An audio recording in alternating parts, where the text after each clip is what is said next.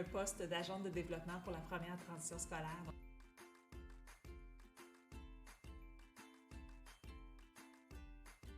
Le but, c'est ça, c'est de travailler, c'est de favoriser cette transition scolaire-là. Donc, de travailler beaucoup avec les milieux de la petite enfance, parce que c'est sûr que les enfants, ils arrivent justement à la petite enfance, que ce soit des garderies, il y en a qui ont eu des services, il y en a qui ont aussi reçu des services dans les organismes communautaires. Fait que c'est de travailler avec tous les acteurs de la petite enfance pour faire le pont justement avec le scolaire. Fait que c'est sûr qu'il y a beaucoup d'accompagnement dans le scolaire aussi, là, quand on pense à l'accueil, à créer le lien avec les familles. Donc, c'est vraiment ça le but, là.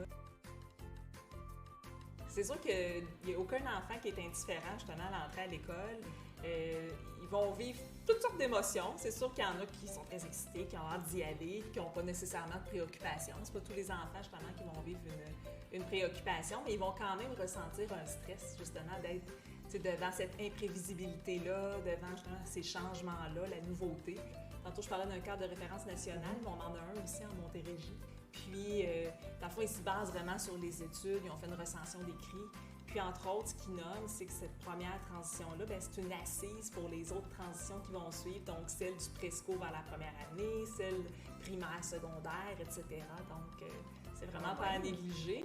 Puis, c'est démontré que ça a un impact justement sur la motivation et donc, à plus long terme, sur la réussite éducative.